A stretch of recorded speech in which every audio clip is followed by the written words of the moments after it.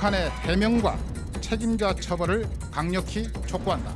아울러 모든 책임은 북한에 있음을 엄중히 경고한다.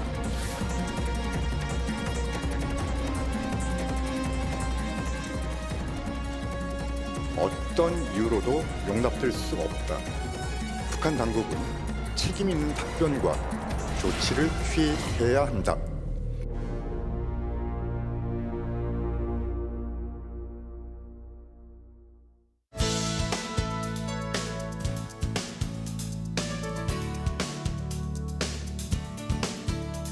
시청자 여러분 안녕하십니까? 홍희정입니다.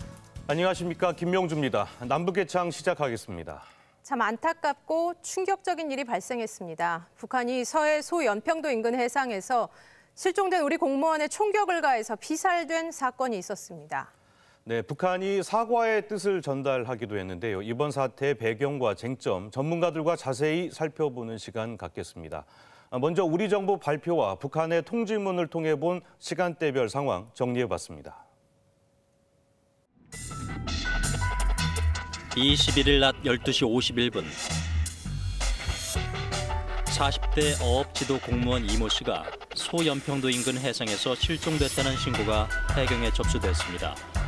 이후 해군과 해경, 해수부, 선박 20척과 항공기 2대가 투입돼 연평어장 일대 수색이 펼쳐졌지만 성과는 없었습니다.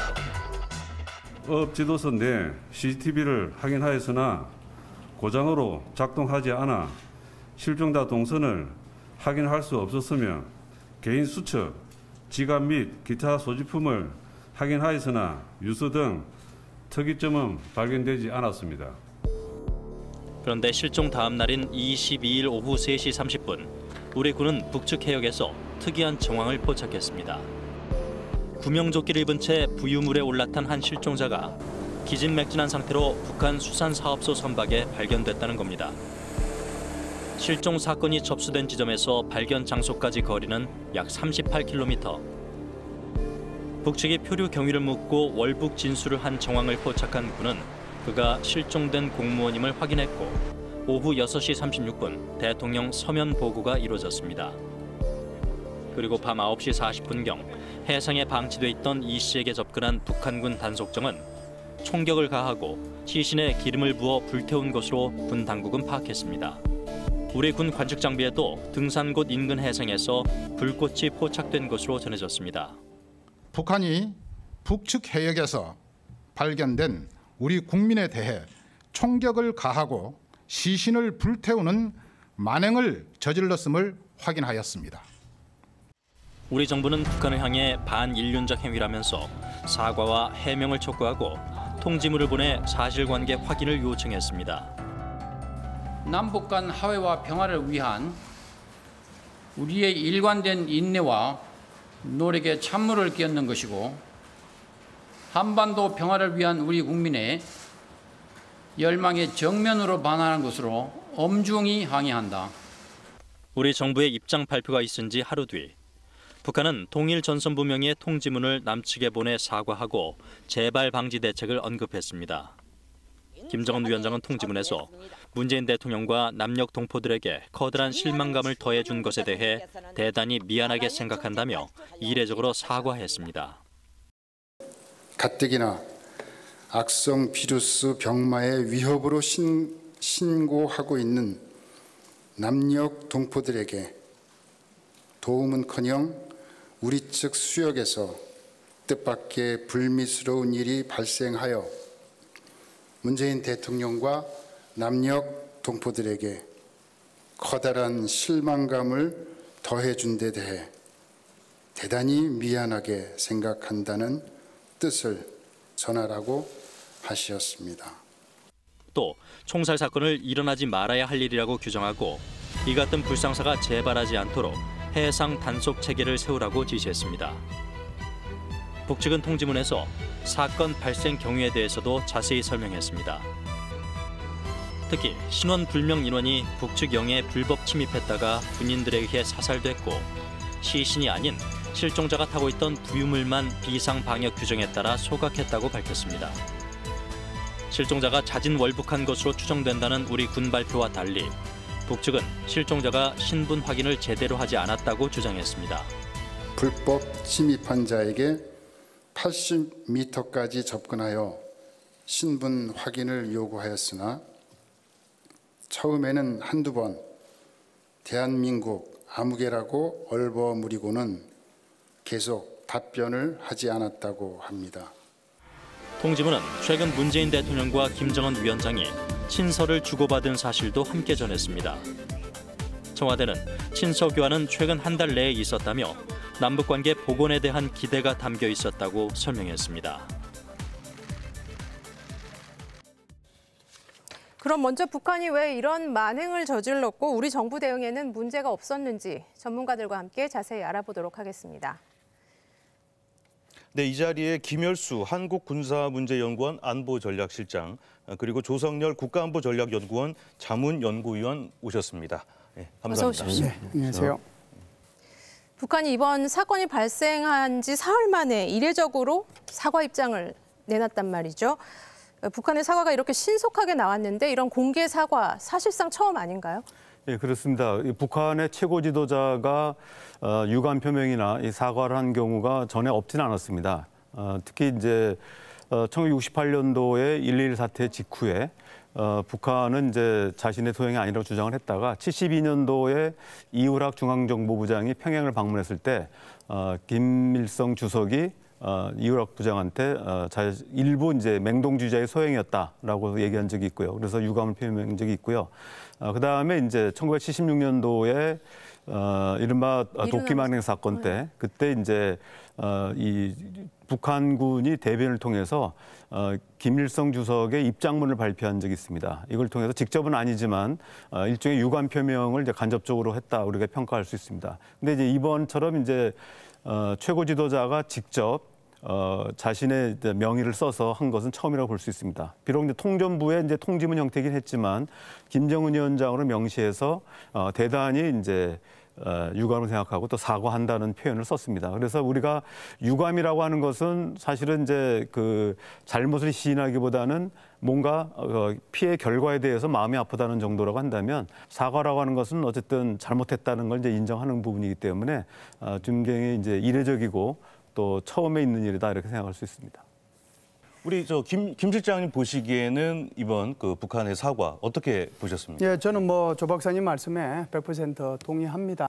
그래서 제가 볼 때는 최고 지도자가 이렇게까지 미안함을 표시한 것은 제 기억상으로 뭐 과문한지 모르겠지만 이번이 처음이지 않는가라고 생각을 합니다. 통전부장도 미안하다라고 얘기를 했고요. 그다음에 이제 김정은 위원장도 자신이 여기에 대해서 미안하다. 그래서 여기 통지문 보낸 거에 보면 미안하다는 표현이 두 번이나 들어있어요. 그런 걸 보면 과거와 달리 이번에는 아주 신속하게 그리고 정말 유감이라는 표현 대신에 미안하다라는 표현을 직접적으로 사과를 했다는 차원에서 보면 과거와 다르다 이렇게 볼 수가 있죠. 그런데 북측 설명에 따르면 이제 북한 국민들은 실종 공무원을 침입자로 판단을 해서 사살을 했고 또 시신이 아닌 부유물을 방역 규정에 따라서 소각한 거다 이렇게 주장을 하고 있는데요. 월북했을 것으로 추정한 우리 군과의 설명과는 다소 차이가 있어 보이는데 김 소장님 어떻게 생각하시나요? 네, 제가 볼 때는요 몇 가지 좀 차이가 있어요. 크게 보면 이번에 통지문 보낸 게 앞부분은 사고 조사 결과고 두 번째는 우리 군에 대해서 조금 표현 문제에 대해서 좀 불편하다라고 하는 표현이 들어있고요. 세 번째 표현은 앞으로 이제 재발 방지를 이렇게 하겠다라고 하는 거고 네 번째는 정말 사과의 뜻이 그 속에 들어있어서 크게 네 파트로 나눌 수가 있는데요. 가장 많은 양을 차지하고 있는 부분이 바로 사고 발생 조사 결과입니다. 그래서 그 조사 결과를 보면 지금 질문하신 것처럼 우리 국방부나 해경에서 발표한 내용하고 상당히 다른데요. 첫 번째가 바로 이 사람을 발견한 우리 이제 그냥 A씨라고 합시다. A씨를 발견한 시간이 다르다는 거고요. 두 번째는 이 사람이 소위 말해서 월북 의사를 표명을 했음에도 불구하고 대한민국 국민이다라고는 그 정도만 말을 했지 그 이상은 말을 안 했다라고 하는 거. 그런 면에서 차이가 있고요. 부윤물이라고 하는 것도 한국에서 이제 이게 이 사람이 떠날 때 가져간 걸로 이렇게 보이는데 이제 자신들이 영해에서 있는 그런 부윤물을 사용한 것처럼 지금 얘기를 하고 있거든요. 그래서 이런 내용들을 보면 좀 차이가 있고 또 우리 국방부에서 얘기하는 것은 예를 들어서 부윤물하고 그 사체에 대한 뭐라고 할까요? 그 소각이라고 할까요? 그런 것들이 한 40분 정도 있었다라고 했는데 지금 이제 북한의 사고 조사 내용을 보면 사체 문제는 일체 없이 부윤물에 대해서만 얘기를 하고 있거든요.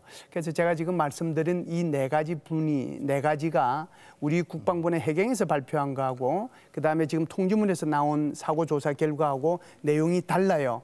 차이 나는 거, 북한에서 조사한 거, 우리가 발표한 거 그거 하나하나 따져봐야 될 필요는 있다라고 봅니다. 근데 방금 우리 김 실장님도 말씀하셨지만 이제 우리 한국군의 발표 내용과 북한 그 전통문 내용이 좀 상이한 부분이 있단 말이에요. 그러니까 북측 전통문을 보면은 한국군이 해명 요구도 없이 억측을 했다. 뭐 이런 표현도 들어있는데 뭐 김정은 위원장 이름으로 뭐 미안하다 이렇게 사과는 했지만 이게 좀 아직 그 완벽한 의미의 사과는 아닌 것 같은데 어떻게 보십니까, 조 실장? 예, 어제 우리 NSC에서 그 사무처장이 세 가지를 요구를 했습니다. 첫째는 진상규명이고요. 두 번째는 이제 책임자 처벌, 세 번째는 사과 및 재발 방지책을 내놓으라고 한 것입니다. 이번에 통지문을 보면은 사실 그 순서대로 다 나와 있거든요. 그러니까 내용상의 입장 차이는 있지만 기본적으로 북한이 자체 조사한 사건 전말을 밝혀서 진상규명을 이제 북한식으로 얘기를 했고요. 그다음에 책임자 처벌과 관련돼서는 북한이 이제 자신들의 어떤 그 해상 그 규칙에 따라서 했고 행동 준칙에 따라 했다는 얘기를 밝힘으로써 사실은 자기네들의 책임은 없다. 그리고 불법 침입자가 영해로 들어왔는데 여기에 대해서 자기네 규칙대로 했기 때문에 이제 처벌의 의사는 없다는 걸 볼 수 있고 세 번째는 이제 사과와 이제 재발 방지책인데 사과에 대해서는 이제 이번 통전부라든지 김정은 위원장이 대단히 미안하게 생각한다고 그래서 사과 표명을 했고요. 재발 방지책과 관련돼서는 이제 뭐 그 북한 지도부라는 표현을 하면서 이런 것들에 대해서 우발 충돌을 막기 위해서는 이런 전 과정을 수록할 수 있는 체계를 세워야 되겠다. 그래서 사실은 이제 북한에서도 지금 김열수 실장님 얘기하신 것처럼 우리 측의 주장과 또 북한의 주장이 차이가 나는 점이 있는데 이런 부분들은 자기네들이 전 과정을 수록을 해서 앞으로는 이제 그 시비가 없게 하겠다 이런 뜻으로 보입니다. 그래서 일단 공식적으로는 우리가 요구했던 세 가지에 대한 답을 다 내놨다고 볼 수 있고요. 우리가 이제 그 문제 제기할 수 있는 부분은 북측에서는 자신들한테 아무런 그 해명 요구도 없이 일방적으로 억측을 했다. 또 용어라든지 만행이라든지 이런 용어를 썼다고 불쾌감을 표시했는데요. 사실은 이제 그 부분은 반은 맞고 반은 틀린 건데요. 실제로 우리가 지난 이제 6월 9일 날 북한이 군 연락통신선을 전면 차단했습니다. 그렇기 때문에 사실 우리가 전달할 수 있는 통로가 없기 때문에 비상선이라 할 수 있는 이제 유엔사를 통해서 23일 날 오후에 전달했거든요. 아마 이 부분 때문에 우리는 이제 그 유엔사를 통해서 전달했다고 생각하지만 북측은 자기네들은 우리 군으로부터는 아무런 통지를 못 받았다 이런 얘기를 하는 것 같습니다. 그러나 이런 부분들은 사실은 이제 북한이 자신들이 먼저 선을 끊었기 때문에 나온 어떤 불가피한 조치가 아니었나 생각을 합니다. 네, 사과를 했음에도 불구하고 어쨌든 비무장한 민간인을 향해서 총격을 가한 거 아닙니까? 뭐 협정이나 합의를 다 차지하더라도 이거는 좀 반인류적인 조치로 평가가 되는데요. 북한이 이렇게까지 한 이유 뭐라고 보시나요? 사실 북한의 이번 조치는 어떠한 변명으로도 용납할 수 없습니다. 아무런 비무장한 민간인이고 아무런 저항도 하지 않았는데 여기에 대해서 총으로 사격하고 또 그 시신을 뭐 소각을 했는지 어쨌든 사고 처리를 하지 않고 방치했다는 것은 국제적으로나 또 우리 국민들의 감정상으로도 용납할 수 없는 건 분명한 것 같습니다. 그럼 왜 북한이 이렇게까지 했냐 하는 부분은 사실은 이제 코로나 방역 때문이라고 북한도 이번에 얘기를 했는데요. 이거는 이제 어느 정도 우리가 예상을 했던 부분인데 북한의 경우는 사실 이제 주민의 60% 정도가 영양실조 상태에 있고요. 또 의료 체제가 미비하기 때문에 이 코로나에 대해서 굉장히 민감하게 생각하고 있습니다. 특히 유엔 안보리 제재로 인해서 굉장히 어려움에도 불구하고 북한은 중국으로부터의 어떤 물적, 인적 교류를 완전히 차단하고 있거든요. 그리고 지난 8월 말에는 북한과 중국 국경 지역에 완충지대를 둬서 여기에 무단 진입하는 북한인이라 하더라도 사살하겠다고 포고문을 내놨습니다. 실제로 몇 명이 밀수업자들이 사망한 걸로 알려져 있습니다. 이런처럼 북한으로서는 우리가 생각하는 것보다 훨씬 이 코로나 방역에 대해서 위기감을 느끼고 있는 것 같습니다. 아마 이런 부분들이 이번 이제 표류에서 북측으로 넘어간 우리 측 민간인에 대해서 공무원입니다만은 뭐 북한은 몰랐을 수 있습니다. 공무원인지 아닌지는 이 부분에 대해서 좀 과잉 반응을 한 게 아닌가 이런 생각을 합니다. 네, 이번 사건을 두고 야권에서는 서해 북방 한계선 인근에서 벌어진 제2의 박왕자 사건이란 지적도 나옵니다. 이번 사건이 박 씨 사건과 비교되는 이유는 무엇이고 최근 잇따른 제2북 사건과 연관성은 없는지 준비한 화면 보고 대담 이어가겠습니다. 지난 2008년 7월 북한 금강산에서 충격적인 비보가 날아들었습니다. 금강산 관광에 나섰던 50대 여성이 북한군의 총에 맞아 숨졌습니다. 유가족은 물론 다른 금강산 관광객들도 큰 충격에 빠져 있습니다. 금강산 관광을 갔던 주부 박왕자 씨가 해안가를 산책하던 중 북한군 해안초소 초병이 쏜 총에 맞아 숨진 겁니다.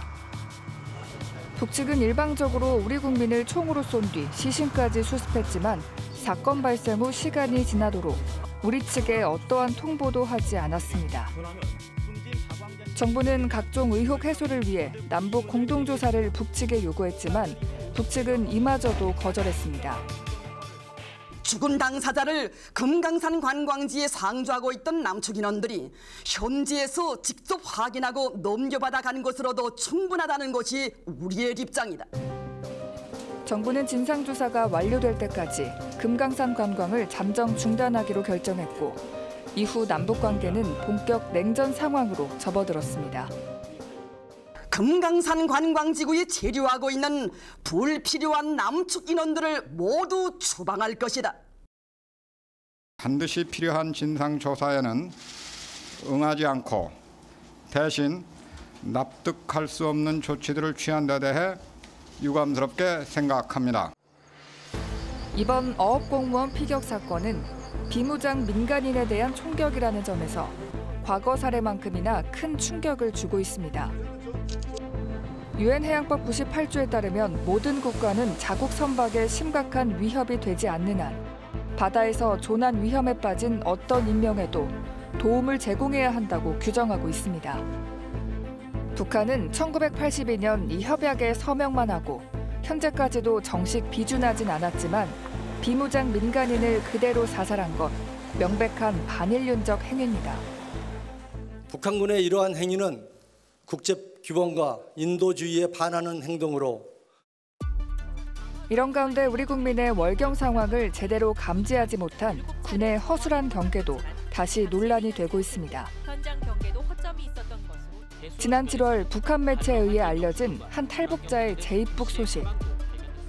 월남 도주자가 3년 만에 불법적으로 분계선을 넘어 지난 7월 19일 귀향하는 비상사건이 발생했습니다. 당시 제2북한 탈북민 김모 씨가 강화도 배수로를 통해 한강 하구로 빠져나가기까지 군 감시 장비에 포착된 건 모두 7차례입니다. 그러나 우리 군은 북측의 보도가 있기 전까지 일주일 넘게 이 사실을 알지 못해 경계 실패라는 지적이 나왔습니다. 이런 부분이 일어난 데 대해서는 제가 100번 지적을 받아도 할 말이 없다고 생각이 됩니다. 모든 부분은 이 무한 책임을 국방장관이 지고 있기 때문에 필요한 부분은 보완해 나갈 수 있도록 그렇게 하겠습니다. 지난 17일에는 한 탈북민이 강원도 철원 군부대에 침입해 월북을 시도하다 붙잡힌 사례도 있었습니다. 이번 이씨 피격 사건 또한 실종에서 총격 사례 확인 때까지 꼬박 하루가 지나도록 우리 장비에 포착되지 않았다는 점에서 군 감시망이 허술한 건 아니냐는 의혹이 제기되고 있습니다. 네, 박왕자 씨 사건을 계기로 당시 이명박 정부는 금강산 관광을 아예 중단을 시켰단 말이죠. 지금 북한이 사과를 했지만 앞으로 우리 정부는 어떤 조치를 취해야 될까요? 당시만 해도 남북 관계가 그 노무현 정부에서 이명박 정부로 들어오면서 아직까지 파탄된 지 전이거든요. 그래서 북한은 어쨌든 남북 관계를 계속 이어가려고 하는 의지가 있었다고 한다면 당시 이제 이명박 정부는 이제 북한에 대해서 원칙 있는 대북 정책을 얘기하고 있던 때입니다. 그래서 단호하게 이제 금강산 관광을 중지시켰죠.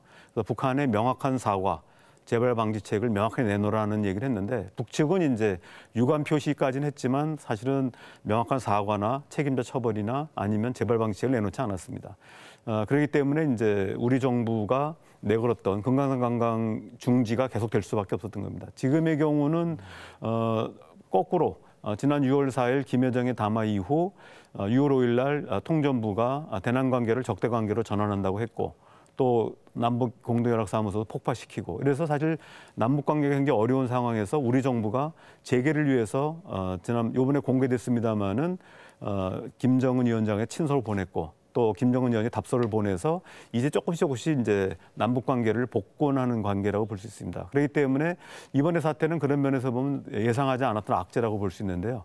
이 부분에 대해서는 이제 우리뿐만 아니라 이번에 북한도 사실은 이제 이런 사고에 대해서 또는 뭐 사건에 대해서 남북관계 파탄으로 가기를 원치 않았던 것 같습니다. 그렇기 때문에 굉장히 신속하게 우리가 원하는 답변은 아니지만 그래도 형식적으로는 여러 요건을 갖춰가지고 요번에 이제 그 답신 통지문을 보내왔습니다. 근데 이런 부분에 대해서 우리 정부로서는 상당히 고민할 수밖에 없는데요.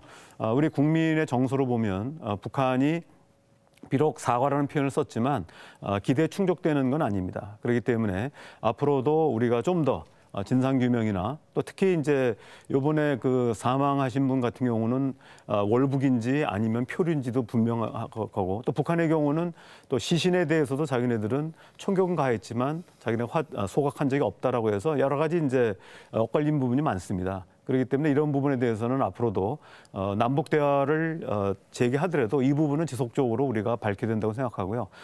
또 이걸 계기로 해서 지금 단절됐던 남북 간의 통신 연락선을 복원하고 다시 남북 채널을 복원하는 하나의 계기로 삼아야 될 것 같습니다. 네, 김 실장님, 네. 그 2달 전에였죠. 뭐 강화도에서 이제 탈북민이 월북했던 사건이 있었고, 그 2달 만에 또 우리 그 공무원이 서해 NLL 해상에서 월북 또는 월경하는 그런 사건이 있었죠. 군의 경계 문제를 우리가 지적을 하지 않을 수가 없는데 어떻게 보십니까? 예, 군의 경계 문제는 상당히 비판받아서 마땅하다라고 저는 보고요. 사실상 탈북하신 분들이 재입국하는 사례가 꽤 많아요. 네. 많은데 그분들이 이제 과거에는 주로 중국을 통해서 합법적으로 들어갔어요. 그런데 아시다시피 북중 국경선이 막혀 있는 상황이고 또 얼마 전에 에이브람스 사령관의 입을 통해서 발표가 된 거지만 북중 국경선의 가상의 1, 2km 안에 들어오는 그런 어떤 물체든지 간에 사살해도 좋다라는 그런 어떤 수칙 같은 것들이 내려가 있는 그런 상황이거든요. 그러다 보니까 이제 여기 7월 19일 날 바로 이제 강화도를 통해 가지고 월북을 이제 입국을 한 거죠. 한 거고 이번에 A 씨 같은 경우에는 한국 국적이죠. 한국 국적인데 어찌됐든 이제 월경을 한 건데 지금 말씀하신 것처럼 그 월북이든 재입국이든 또는 월경이든 그걸 막지 못한 거에 대해서는 군에서는 책임을 져야 된다라고 봅니다. 그래서 지난번 7월 19일 사안 같은 경우에는 거기에 관련되는 많은 분들이 그 지휘관들을 포함해가지고 여기에 대해서 책임을 졌고요. 보직 해임을 당한다든지 보직을 이동시킨다든지 그리고 이제 거기에 대해서 이제 하수구에 대한 문제가 있었던 거 그거 이제 경계 보완을 한다든지 근무 시간을 조정한다든지 그런 것들을 통해서 일정 부분 보완이 됐습니다. 이번 같은 경우에도 뭐 우리가 서해에 5개의 큰 섬이 있지만 사실상 NLL하고 가장 가까이 있는 것이 바로 연평도거든요. 뭐 대연평도, 소연평도 그렇게 얘기를 하지만 북한 지역하고도 가장 가깝고 NLL하고도 가장 가깝습니다. 그렇기 때문에 1999년도에 제1차 연평해전, 2002년도에 제2차 연평해전도 다 그 연평도에서 일어난 거고 2010년도에 11월 달에 일어났던 연평도 포격 도발 사건도 바로 거기거든요.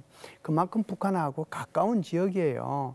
그렇기 때문에 이제 이번에 또 이런 사건들이 발생을 했는데 이번 사건을 계기로 해서 서해 이 5도를 책임지고 있는 우리 뭐 해병대를 포함해가지고 경계 근무라든지 어떤 수단이라든지 이런 데 대해서 재점검을 하고 또 잘못한 부분에 대해서는 합동 조사를 통해 가지고 또 비판받을 것 받고 또 질책받을 것 받고 문책받을 것 받고 그러면서 보완을 해볼 필요는 있다 이렇게 봅니다. 네, 북한군의 민간인 총격 사건 판문이 확산되는 가운데 특히 우리 군과 정부 차원의 대응이 적절했는지 질타가 이어지고 있는데요. 관련 발언 먼저 보시겠습니다. 국방부 장관입니다. 모아서 범죄를 저질러 한 재정부에 있는 우리 군 감시장 대통령께 30시간 후에 사건 발생, 그것도 신고 접수에 보고가 되고 관계장관은 이틀 후에 시작된다는 이게 맞는 겁니까? 넉장 대응 아니라면 그게 뭐가 넉장 대응입니까? 소재가 확인되면 먼저 구출해서 우리한테 돌려보내달라. 이렇게 방송을 했어야 되는 일이 아닌가요? 왜 그걸 미뤘나요? 왜 그걸 하지 않았나요? 대역에서 일어나고 있는 상황을 전반적으로 실시간에 확인하고 그걸 곧바로 대응하고 하는 것이 그랬으면 좋겠는데 그게 좀 어려운 상황이었다는 말씀을 드리고 그 부분에 대해서 조금 더 안타까운 부분이 있다. 대통령 국제 망신시키려고 가만 쳐다보고 있었단 말이에요. 지금 이 시점에 그 연설을 하면 안 됩니다. 북한의 만행에 대해서 규탄을 해야 됩니다. 또 시신까지 태웠다. 왜 그랬다고 생각하십니까? 국적이. 지금 이제 뭐 북한의 상황은 정확하게 말씀드리긴 좀 어렵지만 코로나에 대해서 절치부심하고 있는 걸로 현재는 보여집니다. 코로나 대책의 일환이다. 사람을 그렇게 죽여도 된다 이런 뜻인가요? 아니 그런 뜻은 아니고. 그래서 이런 것은 정말 국력의 낭비고 국민들을 이렇게 또 이런 문제 가지고 대립과 갈등으로 연결시키는 이 정쟁의 한 복판에 또 우리 군이 서서는 안 된다고 보거든요. 북이 우리의 어떤 정보 정찰 감시 능력을 아는 만큼 그건 국민들한테 알렸으면 좋겠어요. 야당에서 저렇게 얘기를 하면 이건 뭐 우리 군은 올해 국방 예산만도 53조입니다. 이렇게 쓰면서 그런 거 하나 모르냐 이렇게 될 거 아닙니까? 이 사건이 본질이 뭐 왜 늦게 알렸느냐, 정책보 종합하느냐, 대통령의 유엔 연설과 어떤 관계 있느냐 이런 것들은 사실은 솔직히 저는 부차적인 문제라고 생각합니다. 주차적인 문제는 뭐냐면 정부의 대응이 저는 잘못됐다. 초동 대응이 잘못됐다. 이건 인정을 하고 다음에 수정해야 됩니다. 두 번째는 후속 조치입니다. 비무장 민간인에 대해서 이렇게 사살을 하고 하는 것은 월북하든 안 하든 상관없이 이거는 반인권적 완전히 범죄 행위입니다. 북한의 어쨌든 공식 사과가 이루어진 만큼 남북 관계 변화 기대해 보는 건 좀 이를까요? 북한이 얘기하는 적대시 철회의 하나의 조치로서 한반도 종전선언은 새로운 의미를 가질 수 있다. 이건 사실 어떤 법적인 구속력을 가진 종전선언이기보다는 상징적이고 정치적인 선언으로서 적어도 북한과 미국 간의 적대 관계가 해소됐다는 상징을 보여준다면 이번에 우리 문재인 대통령이 얘기하셨던 종전선언 제안이 북한이 대화로 나올 수 있는 하나의 또 명분을 제공하는 게 아닌가 생각을 합니다. 네.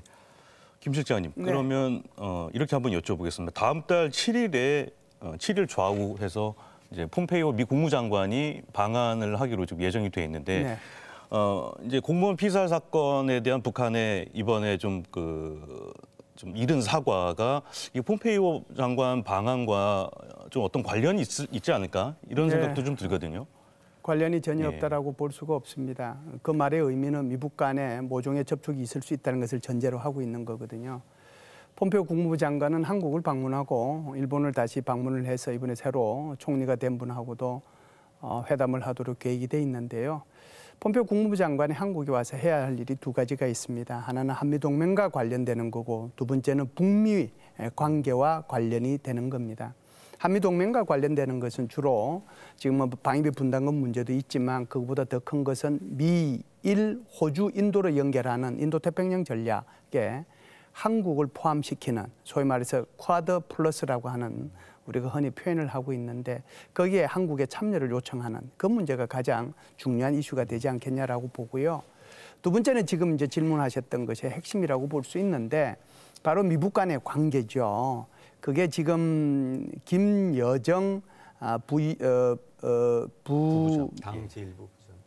당 제1부부장이 한 얘기를 보면 그 김여정이가 7월 달에 대미 성명을 발표를 하면서 맨 마지막에 비판도 많이 하고 해놓고는 제일 마지막에 미국의 독립기념일 퍼레이드 한 거 그 DVD를 갖고 싶다라고 얘기를 했어요. 그러니까 말미를 남겨놓았거든요.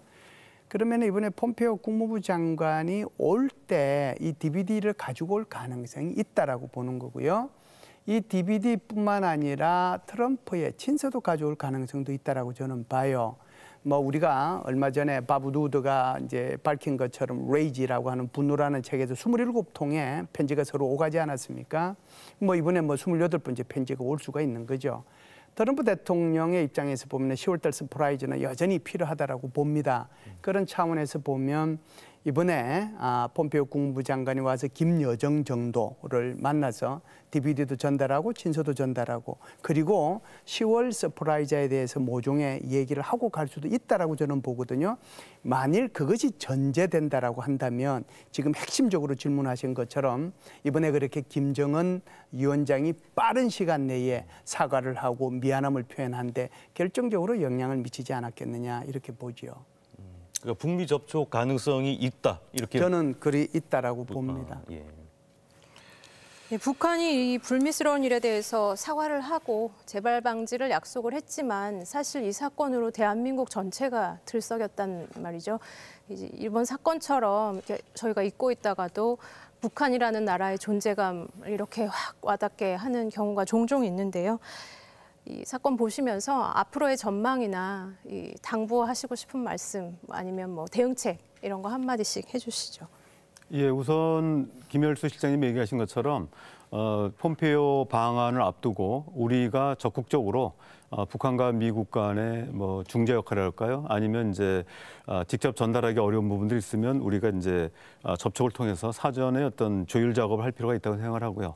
또 하나는 지난 6월 이후에 지금 단절돼 있는 남북 간의 통신 연락선을 이제 복구하고 또 무엇보다도 이제 비핵화 프로세스와 한반도 평화 프로세스를 제거당하는 그 준비 작업이 필요하다고 생각합니다. 특히 이제 오는 11월 미 대선 결과가 나오게 되면은 사실 그 결과에 따라서 상당히 한반도 정세가 요동칠 수가 있습니다. 이걸 상당히 안정적으로 관리하기 위해서는 사전에 남북 관계를 복원하고 또 북미 관계를 복원했을 때 비로소 어떠한 그 대선 결과가 나오더라도 한반도 상황을 우리가 관리할 수 있다고 생각합니다. 그런 면에서 지난번에 이제 서훈 국정원장과 미국의 이제 그 안보보좌관이 전화 통해서 얘기했듯이 지금 10월이 가장 중요한 시기다라고 얘기를 한 바가 있습니다. 바로 이제 그 부분은 한반도 정세가 다시 불안정한 길로 가느냐 아니면 안정화로 가느냐의 굉장히 갈림길이라고 보고요.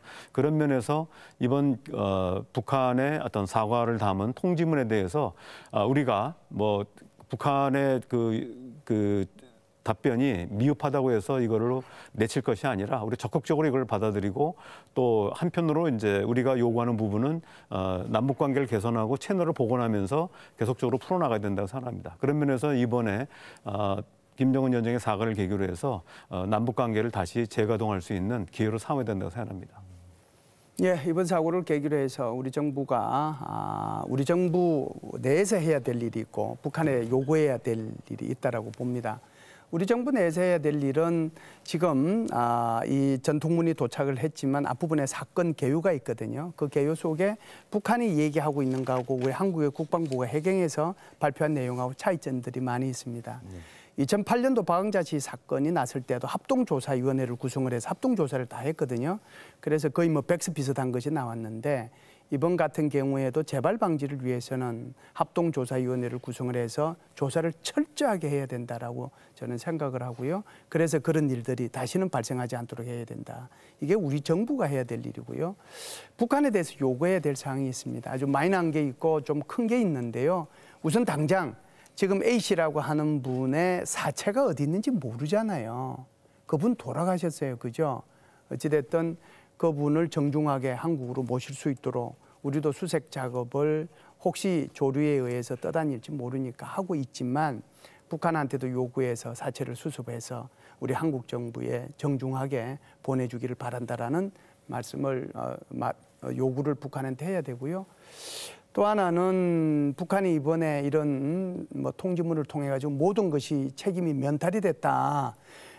그런 생각을 갖지 않도록 하는 것이 중요해요. 그런 면에서 보면 사실상 이번 사고 같은 경우에는 반인륜적 행위잖아요. 여기에 무슨 9.19 군사합의니 정전협정이 아무 소용이 없어요. 그것 가지고 지금 덜먹여 가지고 네가 이거 위반했냐 안 했니 그게 아니에요. 한 인간에 대해서 어떻게 이렇게 처참하게 할 수 있느냐 하는 문제거든요. 그래서 이런 일을 한 것에 대해서는 책임자 꼭 처벌해라 라고 우리가 분명히 요구해야 됩니다. 이것이 북한에 대해서 요구할 내용이고요. 그리고 이제 제가 볼 때는 이번 사과문, 통지문 이것을 계기로 해서 남북 관계는 좀 하나의 모멘텀이 오지 않겠는가라고요.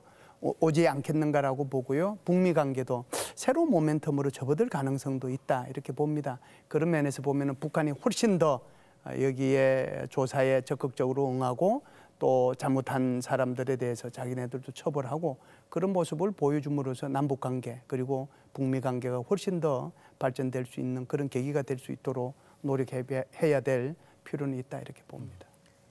네, 오늘 말씀 잘 들었습니다. 함께해 주신 두 분 감사합니다. 네, 감사합니다.